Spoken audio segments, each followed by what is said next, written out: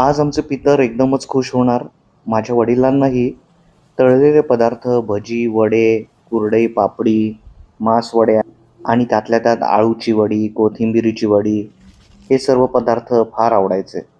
पितृपक्षात तर पितरांच्या नैवेद्यासाठी आळूची वडी म्हणजे मस्ट. त्यात इथे अमेरिकेत आळूची पानं मिळतात, परंतु आपल्याला जेव्हा हवे असतात ना, तेव्हाच नेमके मिळत नाहीत.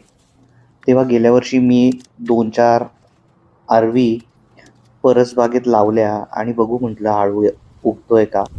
आता वर्ष झालं तेव्हा छान मोठी पानं होऊ लागलेली आहेत. तेव्हा आज पितरांसाठी घरच्या आळूच्या पानांची वडी होणार आहे. पितरांच्या जेवणामध्ये काटेमाठ किंवा देठ सुद्धा करतात, जे इकडे दिसत सुद्धा नाही. परंतु मी आज या राजगिऱ्याचे सुद्धा देठ काढून करणार आहे. छान लागतात ते सुद्धा. आजचा दिवस खरं खूपच बिझी आहे. शनिवार असून सुद्धा लेकीच्या शाळेत सुद्धा कार्यक्रम आहे. त्यासाठी एका तरी पालकाने जाणं फार महत्त्वाचं आहे तिच्या सोबतीला.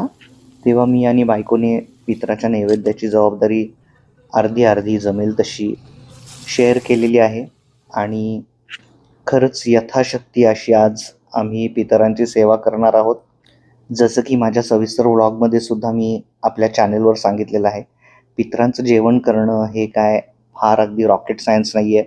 दिसायला जरी अगदी फार श्रमदायक वाटत असलं तरीसुद्धा फार साधीसुधी ह्याची पाककृती आहे प्रत्येक पदार्थाची.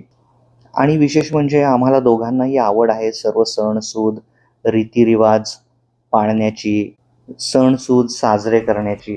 आणि आवड असली की सवड होतेच असं मी नेहमी मानतो. आणि पितरांसाठी तर सवड काढलीच पाहिजे ना आपण. तर बघा किती जमलंय आम्हाला ते.